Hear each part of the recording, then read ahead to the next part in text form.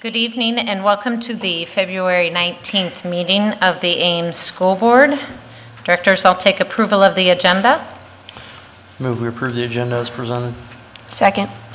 Moved by Briggs, seconded by Perez. Discussion? All those in favor indicate by saying aye.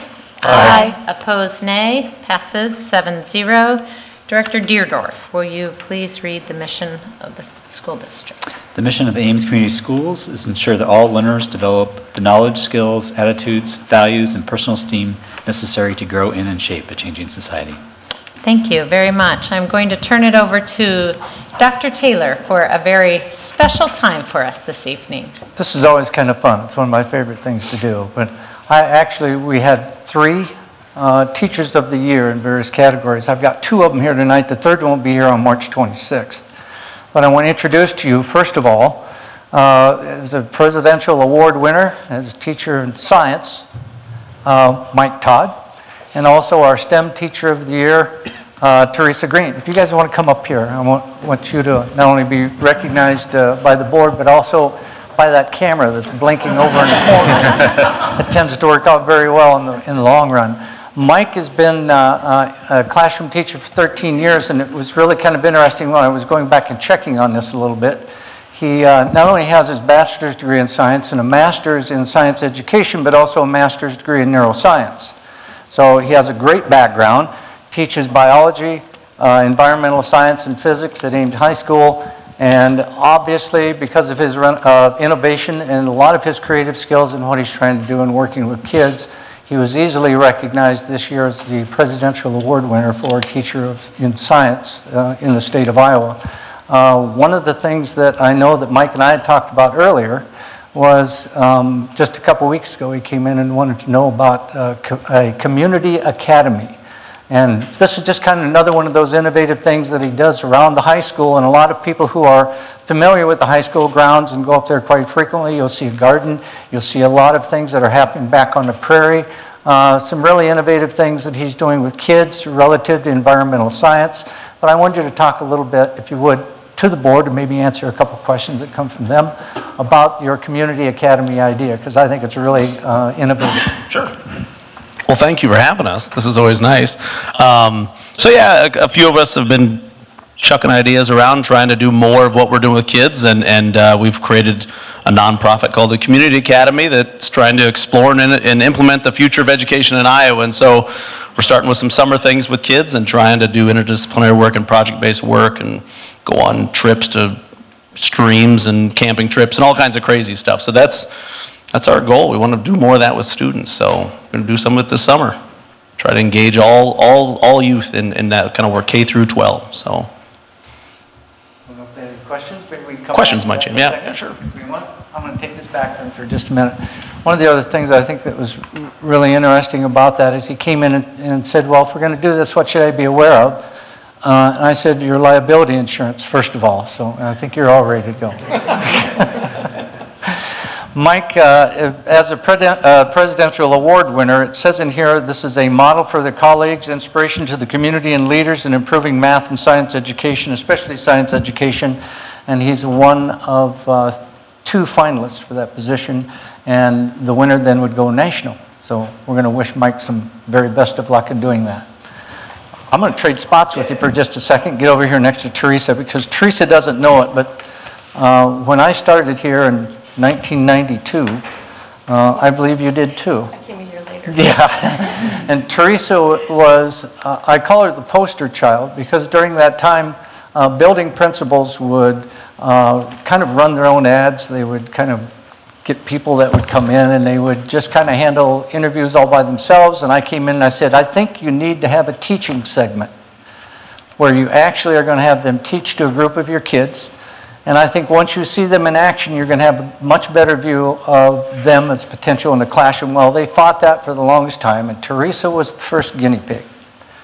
And believe it or not, she came down to a finalist with another person. You were like, you're right out of college. Well, you had taught, I think, in Colfax, Mingo, I think, for 1 year, and you were interviewing here for music. And you were going up against a person from Minnesota that knew all that. I don't know all that, Orff and Dorff and Korf, and yeah, and master's degree, and had taught for 30 years.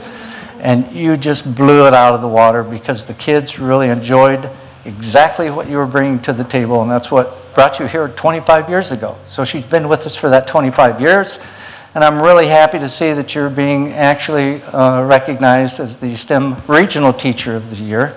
And you were nominated by, I think, a former student. I see their parents are sitting in the back row. But Dagny Paskich, I think, nominated you. You're the only STEM Teacher of the Year award winner who was nominated by a former student. And I don't think a lot of people know that, but I think it was worthy of note for sure. It was interesting. She started in music. Somebody asked you to start a Lego league. The next thing you knew, you had 9 teams. And then you decided you were going to get into robotics. And you had a robotics club. And now you've got maker spaces at Edwards. You have a maker camp during the summer, all around STEM. Not only that, but you mentioned, or I read in the article, that you have kindergarten and first grade teachers that are working with Scratch Junior. And I wanted you to explain to the board what kindergartners and first grade students are doing with Scratch Junior. Thank you for letting me explain this to you. If you've not noticed, coding, there's a big push across the world for kids for more coding in the schools. And we don't spend a whole year on it, but we introduce our kids to it.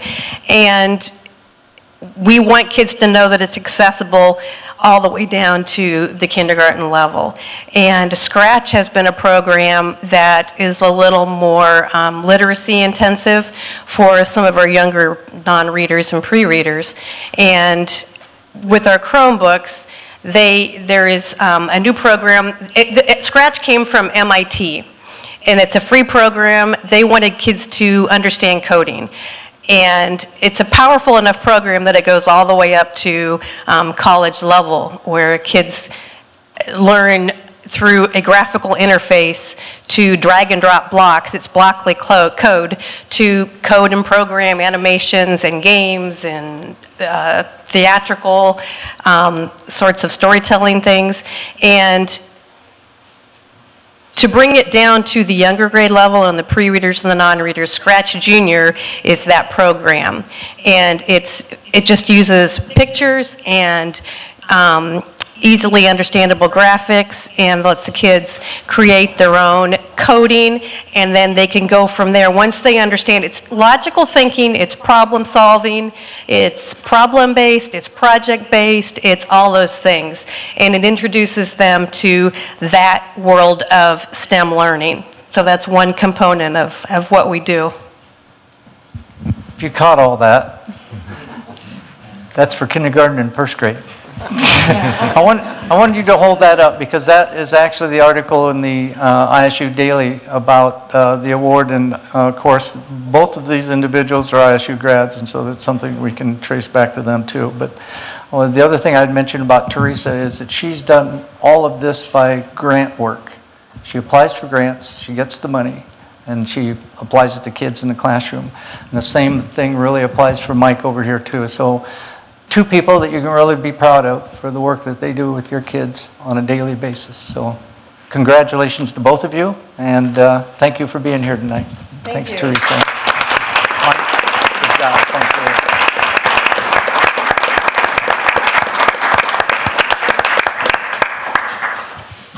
Mike and Teresa, I'll just echo Dr. Taylor because I have the privilege of knowing both of you. My kids aren't old enough, Mike, to have you, but they certainly have Mrs. Green, and I know what Scratch Junior is. I was just told the other day, Mom, we got to get coding on our computer so I can get it to do my stuff at home. So thank you very much for the work you do with our kids each and every day. We'll go ahead and we'll move on to discussion items and our statement on discussion items from the public. Residents of the district, students attending the district, parents or guardians of students attending the district, and district staff members may address the board about any topic relevant to the district, whether on the current agenda or not. Those who wish to speak must sign up at the beginning of the meeting. Speaker participation is limited to 3 minutes once per item. The views and opinions of citizens addressing the board do not necessarily reflect those of the board, district administration, or staff. Speakers are to remember that Iowa law prohibits the board from discussing specific employees, students, or their performance. Student speakers will state their name and school. Others will state their name and address. And our first item under discussion is committee work. Does anybody have any updates for the board or public?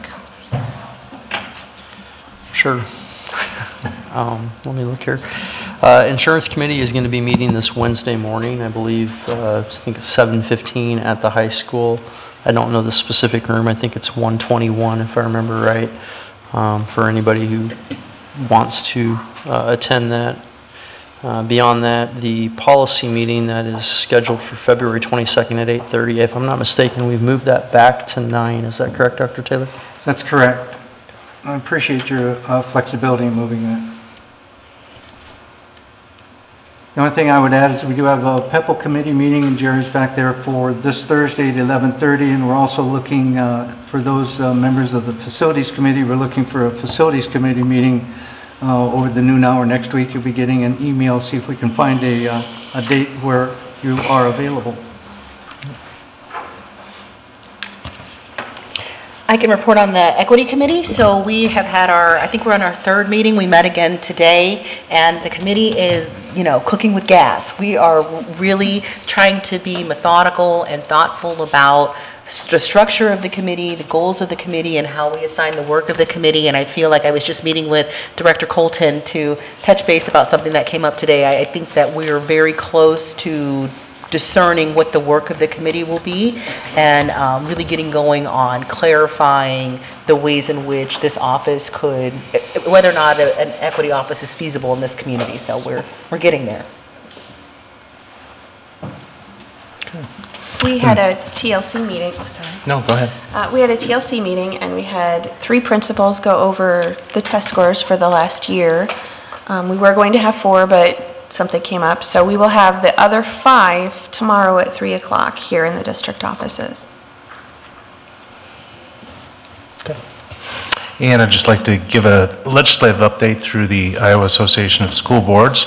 Last week was Funnels Week, and for those of you that aren't aware of the legislative process, sometimes down in the Capitol, the first funnel, there's 2 funnels. One funnel, these are legislation that has to go through a committee before to stay alive, let's say. So we were successful in some of the legislation that we've been supporting. First of all, the extension for the penny sales tax, which will support our infrastructure, our schools, buildings through 2050. So that's still alive, and support is looking good for that. Also going through the funnel was the additional funds for transportation, and that would benefit our specific school district. Chris says it would be helpful, better than nothing. Also some more flexibility in our categorical aids, and this primarily would be in relation to our in helping with some of our funds that can be used. Normally they're pretty rigid, but it's giving the board itself a little more flexibility to utilize those funds in different ways. What didn't make it through the funnel in the House was a bill that the Iowa Association of School Boards was very concerned about, and that was the voucher bill that was proposed that would have taken money away directly from public schools, and they had estimated it could have had some significant financial impact on public schools throughout Iowa. So that did not make it through. And then the other thing that did get through, though, through the Senate side of the funnel was the civics exam requirement. And this would require students to pass a civics exam similar to what new citizens pass. And even though our board didn't take a position on it because we didn't even know the board was, or the bill was even being thought about. It kind of surprised the Iowa Association of School Boards when it appeared in this legislative session, but they took a position against it, primarily because two reasons. One, all of the topics in that test are covered in our curriculum through social studies and civics. And secondly, more importantly, they estimated that the cost of that requirement could be as high as $350,000 statewide for school districts. So because of that, unfunded mandate, they spoke out against it on behalf of the school districts in the state. I'll be meeting with the County Conference Board on Wednesday to go over the preliminary budget. Sounds like the levy rate will be fairly constant, so more update on that as well. Great. Well, thank you all very much for your updates on your committee work. Are there any comments from the public on committee work? Seeing none, we'll move on to policies for discussion. So these are the policies that we announced at the last meeting. The first one there, the administrative staff reductions, has no changes. Same with the certified staff resignations. Where we see some changes are the student records. We actually did have a suggestion made by a staff member reference that. You'll notice that the policy now reflects that information that had been removed being put back into it, with the black text that was added at the end also present. Beyond that, we have outstanding checks, and there was some new language that was added to that. So at this point, if there's any questions, comments, or anything from Dr. Taylor as far as public input. None. Any questions for Director Briggs or Bankin? I was just curious why they jumped it to 2 years on the check writing. I mean, that seems pretty far out there. The check writing one? Yeah. I think Chris said that was required by law. Is that right? That was a legal change. Right, so after a check has been outstanding for 2 years, we're required to turn it over to the state treasurer for the Great Iowa Treasure Hunt, so we went with what the state law was. Okay. There's all sorts of notices within that 2 years that you have to give the individuals for them to have a chance to either reissue the check or if they can find the check and get it cashed, so. Okay. Any other things from the board? Any public comments on these policies? Okay, we will go ahead and move to the public forum, and Erica, you can come on up, and just a reminder to state your name and address, please.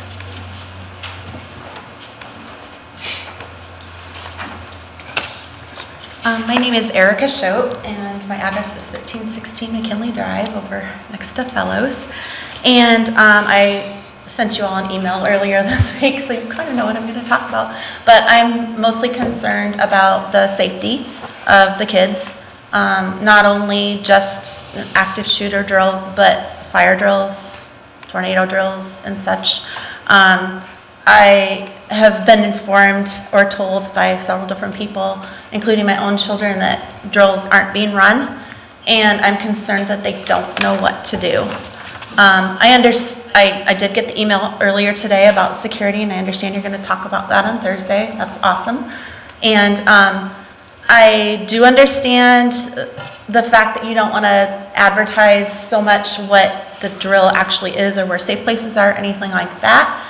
But if they could just have some tactics under their belt, I think that if, over 1,000 students know what to do versus 2 that might also know what's going on, I think that we still have numbers in our favor, and I think drills are a good thing. I know that several area school districts run the drills, even with preschoolers, and in other districts I've been in, I have actually run drills with my students. I work in the school district, and I'm a substitute teacher. I would love to be included in training.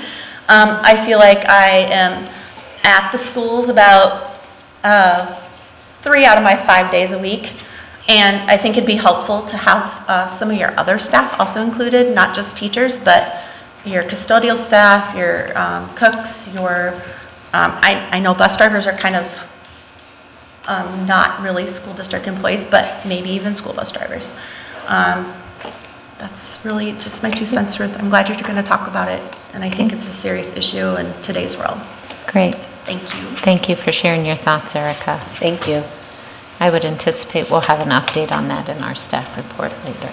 So, moving to the consent items. I move that we approve the consent agenda as it's presented. We've got minutes from the meetings that were held. Oops, excuse me, I'm sorry. We have a motion. Any seconds? Second. Thank you. Go ahead. Now we can get the minutes from the meetings held on January 29th, February 5, and 12. Also claims and payroll, financial reports. The personnel report highlights 2 additional voluntary early retirements, including Carol Lawrenson, who's been an EA at the Northwood Preschool Center, actually for the past 22 years, and the voluntary early retirement request of Cheryl Robson, who is a technology teacher librarian at the Ames Middle School, and she's been there for 14 years. We have gifts to the district from Jim Black for Ames Middle School. It includes Vision Fitness, treadmill, and Parabody Sirius Steel 350 home gym. Something everybody should have. In addition, we do have contracts and agreement with Bonnie's Barricades for temporary traffic and crosswalk signals at the Fellows Elementary School. Jerry might provide an update if you're curious on what we're doing, particularly at Fellows with the traffic situation. And we have receive and file the audit report, which came in and was covered by the Budget and Audit Committee. And for board information, there's not really an approval here. It has been audited. We have received it, and that's all we can do is receive at this point. It's been moved by Briggs, seconded by Rosser. All those in favor indicate by saying aye. Aye. Opposed, nay. Passes 7-0. First action item for tonight is the calendar.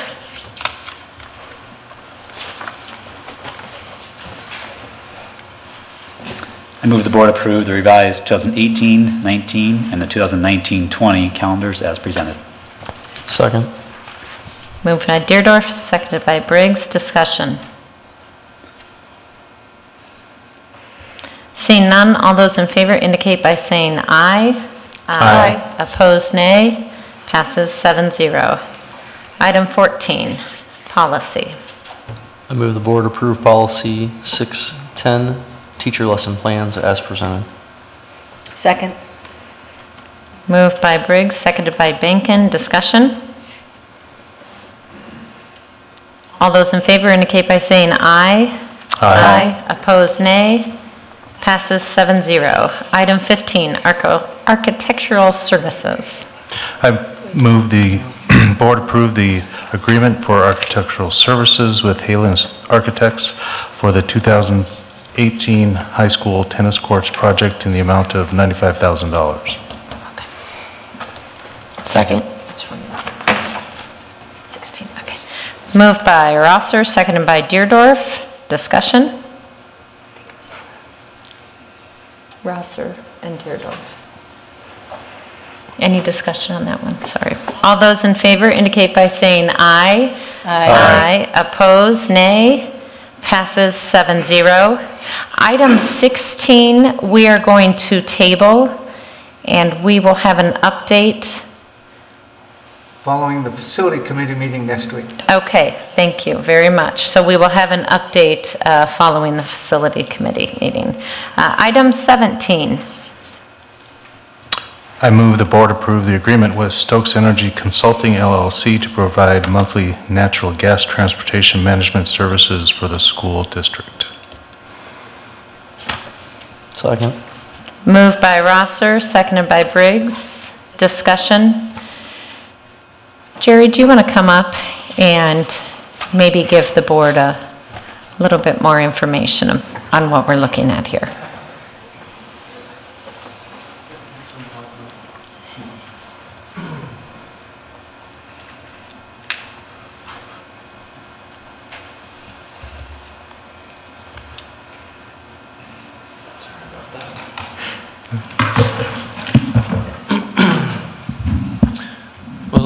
Stokes Energy Group, or consulting, had contacted and was working with Des Moines School District to be able to get together a group of fuel purchasers, natural gas purchasers, in order to be able to leverage the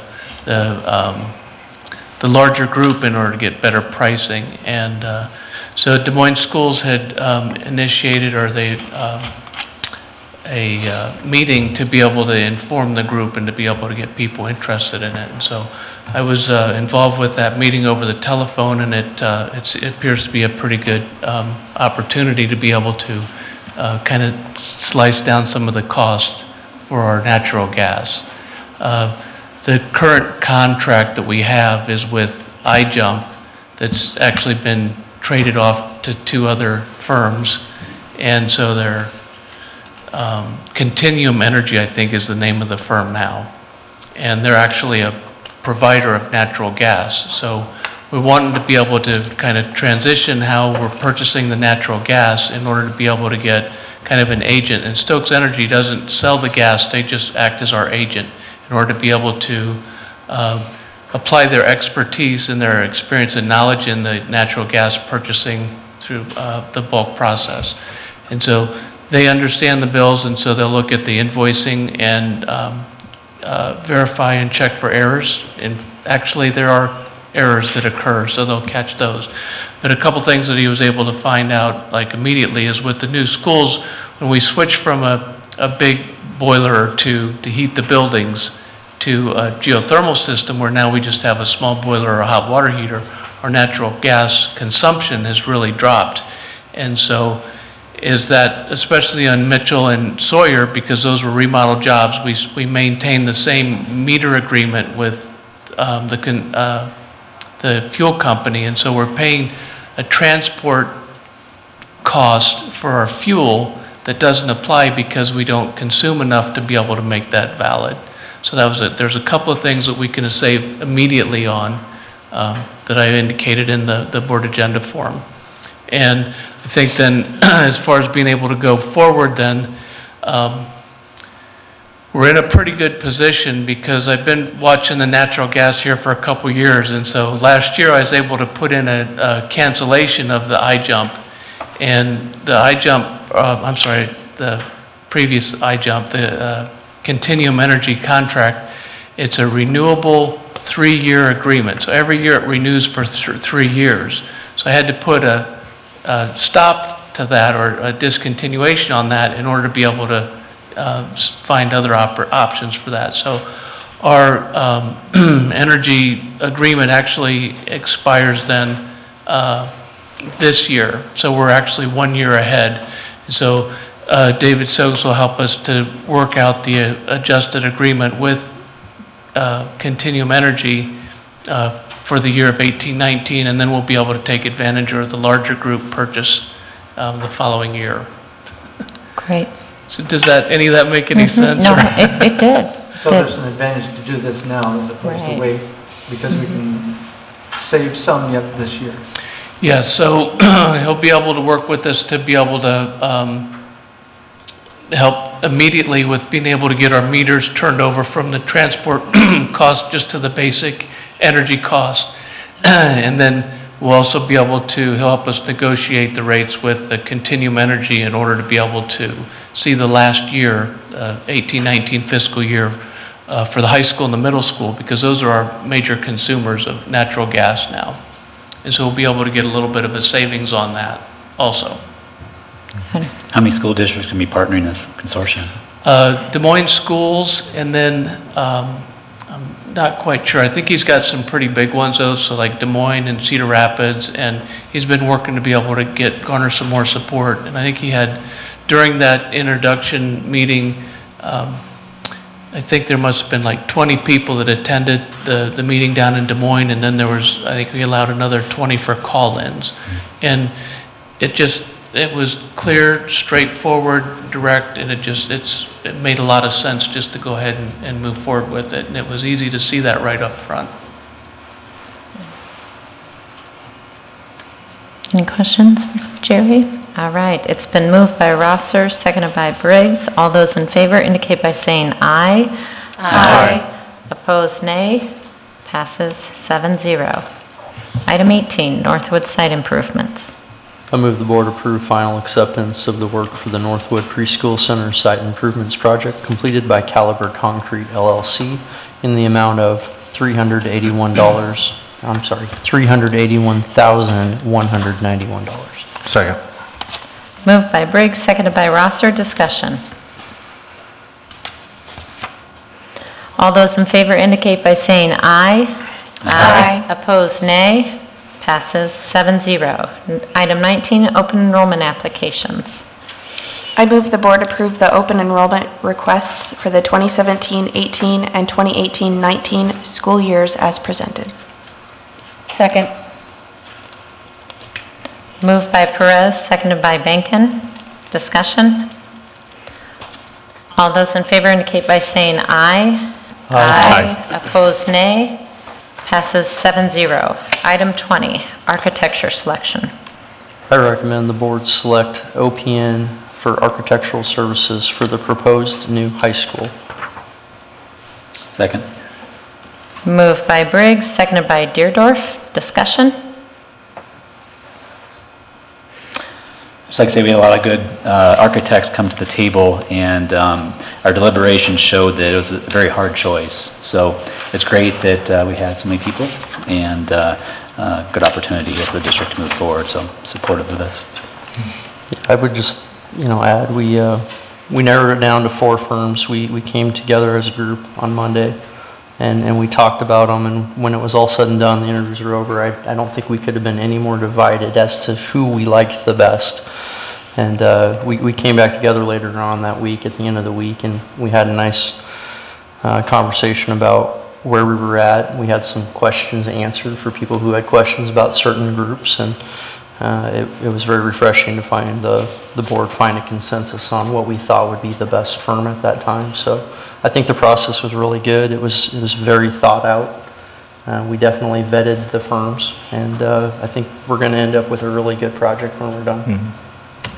I'd like to add that I think the process was very good. I'd like to thank Story Construction for helping guide us through what was 10 firms that came forward with RFPs, and we narrowed that down to 4 that we brought before the board, and we had quite a discussion last Monday, and then we had some additional information that we wanted to get from the firms, and again, Story assisted us with getting that information to the board, and even though we had our favorites, let's call it, on that Monday night, but by Friday afternoon, a lot of those questions had been answered, and we really felt strongly that the consensus of the board was OPN was the best for us to move forward with for the district. So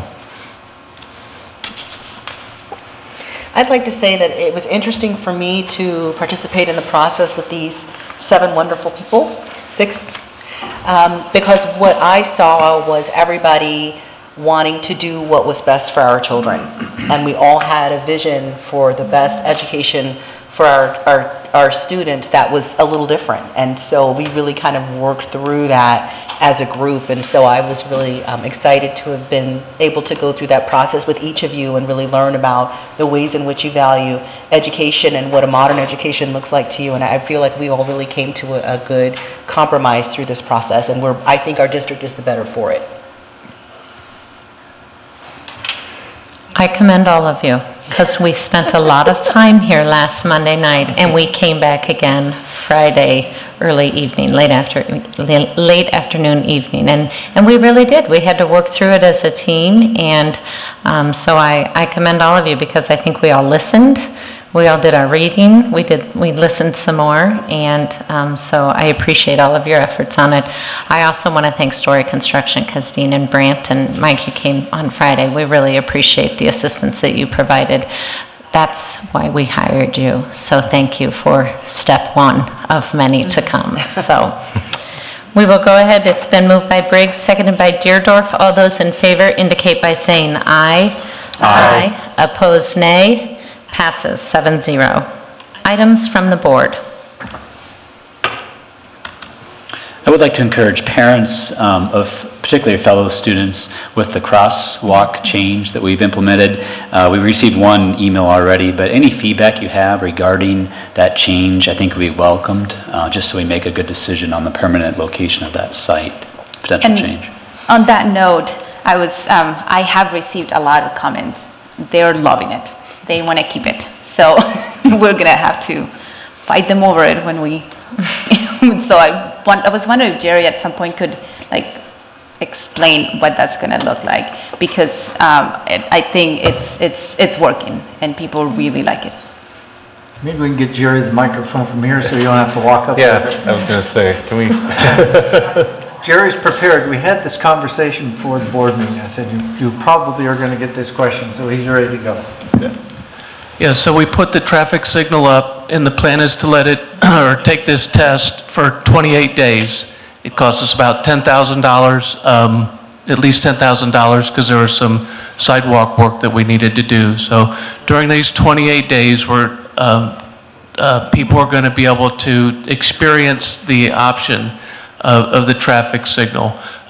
Just let me back up 1 second. The same day that we set up the traffic signal, then the city came in and they put bags over the original crossing. So that's been disabled. So now we just have one option, and that's the relocated crosswalk at the west edge of the bus drop-off lane. So after during this 28 days, we'll gather information from the users and the PTO and the building occupants, as well as the city's going to come out and they're going to put up a camera to be able to take some traffic counts.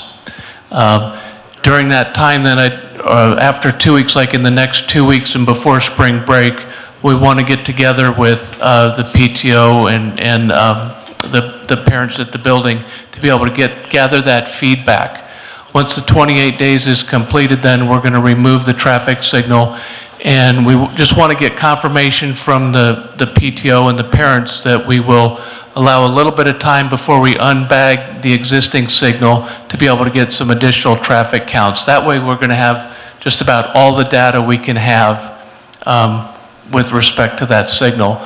And then if we decide that we want to unbag the signal, then we'll go ahead and unbag it, and we can use that for the remainder of the year. If not, and if the data and the general support and consensus is to install the traffic signal at the west end of the bus drop-off, then we'll work with the city to be able to do that. And they've offered to be able to provide the design services to make that signal relocation reality. And so we'll be able to plan that and schedule that work to happen during this summer. Just to clarify, Jerry, so there'll be a time frame where we'll have no signal then, correct? And you're going to test it at that point? Yes. Okay. And that'll be probably within 1 or 2 weeks after spring break. And then the decision is if we want to unbag the existing signal or go without a signal. So the expectation would have people go down to the controlled crosswalk on Northwestern to cross? Yes. Okay. So, I mean, that'll give us the three options. One is no signal at all, and then one would be to keep the existing signal, and the third one would be to relocate it to the west end of the bus drop. Thanks. So for the remainder of the year, then there won't be, so they will only have that cross on west side of the bus for 28 days? Yes. Okay. And then if the decision is made after the analysis is done, and the decision is to move the existing one to what is now the temporary one, is there a possibility that that could be moved up before the end of the school year? Can that work be done? Just based on earlier? workloads and the amount of time that it takes to design and bid the work. But Okay. if there's no constraints, and if we're going to do that, there's going to be considerable work at the west end of the bus drop-off just because of the concrete conditions. We'll likely have to shorten the bus drop-off in order to be able to make an ADA accessible ramp and line that up with the sidewalk that goes up to the building. Okay, but it's possible. It all depends on some Yes. various factors. Yep. Okay, thanks. A couple of things a couple of updates. The board, we met last Friday prior to our discussion about the architects. We were selecting our final criteria for the superintendent search, and we have identified 11 preferred criteria. The flyer is, I think, almost ready. I think it's waiting for my final stamp that, yes, we made all the changes. But then our application will be out for superintendent candidates, and it will be out for a month.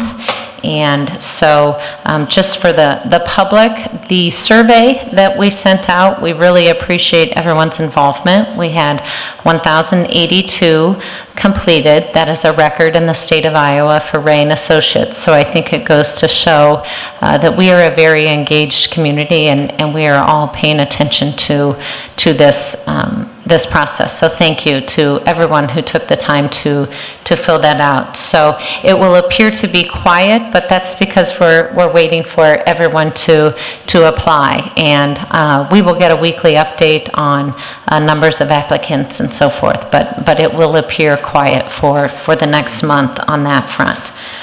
The other thing that I just want to mention, and I appreciate the comments from Erica earlier, I think anytime something happens in our nation like it did last week, when it relates to the work that we do, it gives everyone great pause. And I will speak for myself from working through it as a mother of a middle schooler, other children as well, but working with one that can understand it, but then also seeing the anguish that goes over the staff, and you know that what if question is always there. And I know there's been a lot of activity on social media, and I get it, because we are all really trying to process really complex times in our society.